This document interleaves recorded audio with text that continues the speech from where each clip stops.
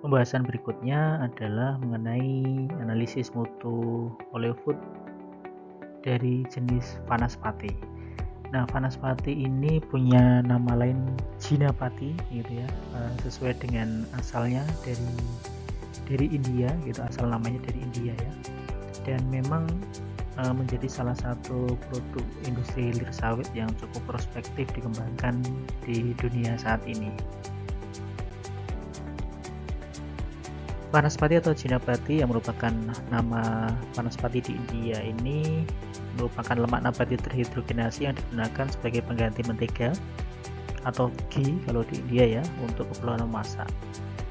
Nah, berkembangnya produk ini disebabkan karena di negara-negara Timur Tengah dan dataran Mediterania terjadi perubahan aroma mentega dan kerusakan gliserida secara hidrolitik pada suhu kamar yang sangat cepat karena suhu yang relatif tinggi.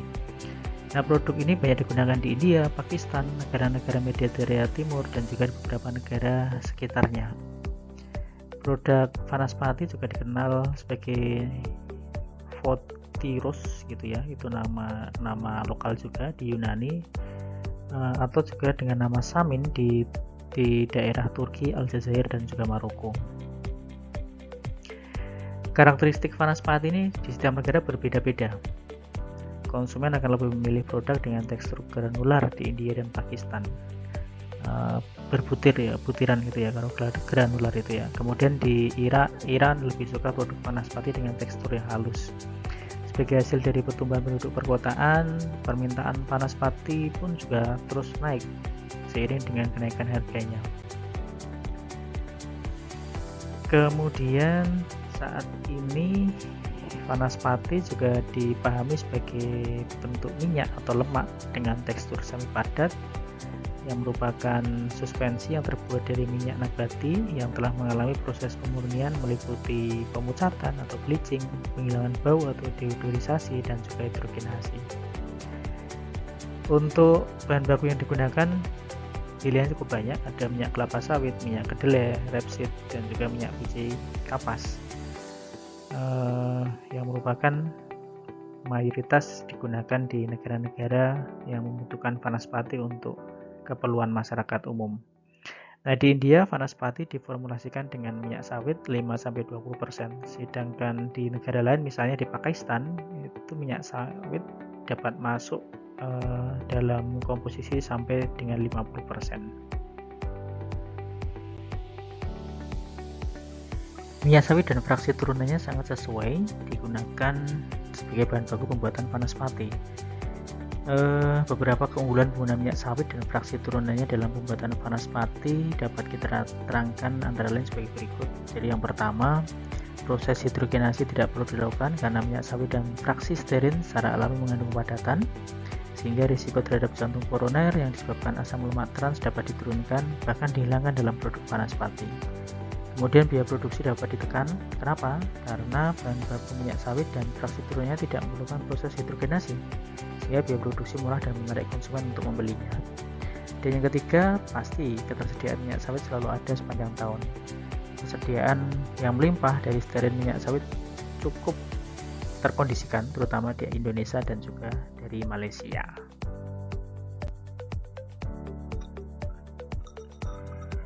Untuk proses pembuatan Vanaspati paling tidak ada 5 step yang harus dilewati. Yang pertama pencairan, yang kedua mixing, yang ketiga kristalisasi, kemudian pengemasan, dan terakhir tempering. Sekilas saja, pencairan tujuannya adalah untuk mencairkan dan melelehkan minyak dan lemak yang berbentuk padat pada suhu 70 derajat Celcius. Kemudian untuk mixing dipakai untuk pencampuran minyak, lemak, kemudian bahan-bahan tambahan seperti aroma, warna, dan bahan-bahan lainnya.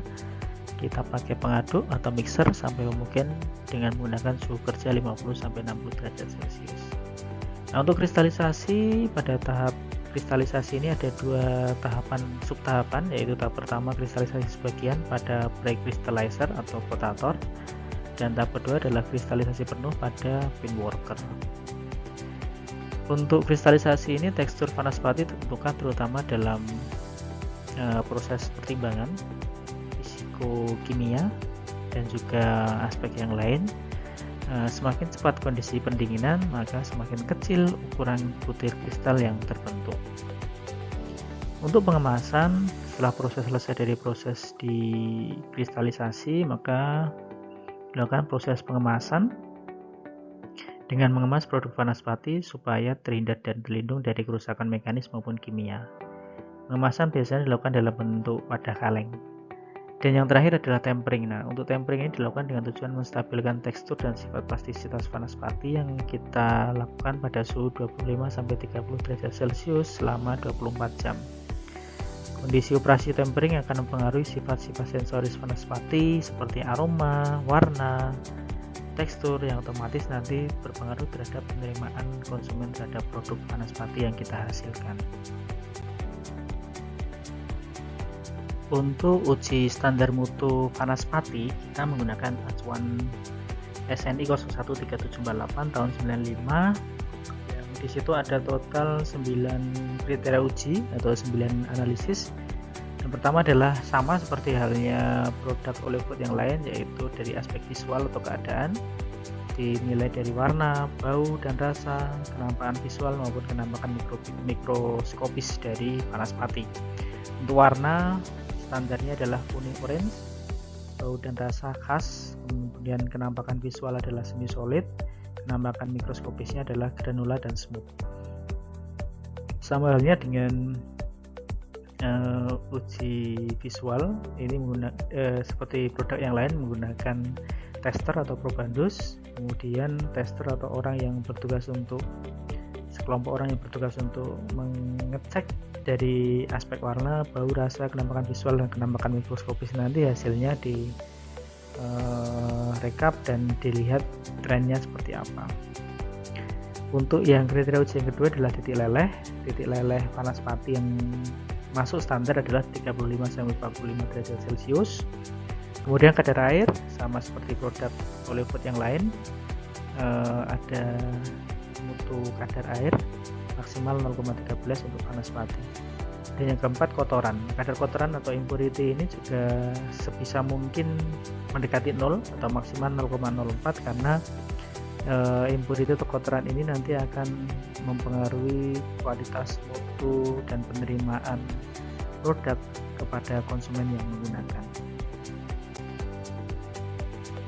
Kriteria uji yang kelima adalah asam lemak bebas, maksimal 0,2% B/B untuk produk vanaspati. Kemudian bilangan iod 35-55 gram iod per 100 gram. Sedangkan bahan tambahan pangan dari aspek antioksidan dan zat pewarna menggunakan Permenkes nomor 722 Menkes per 988 untuk margarin dan shortening. Dan kriteria uji yang terakhir yaitu dari logam, terutama logam berat di sini besi, tembaga, timbal, seng, raksa, timah, dan juga arsen. Persyaratannya sesuai dengan seperti yang ada di dalam slide ini, dan ini juga menjadi mutu produk utama juga untuk menghindari adanya gangguan kesehatan bagi konsumen yang mengkonsumsi vanaspati. Sama halnya seperti kasus yang ada di produk margarin maupun juga produk shortening yang sebelumnya sudah kita bahas. Oke, itu penjelasan untuk analisis mutu vanaspati yang merupakan salah satu produk Oleofood turunan dari minyak sawit. Nah, kemudian untuk selanjutnya kita akan membahas mengenai analisis mutu CBA atau Cocoa Butter Alternatif. Terima kasih.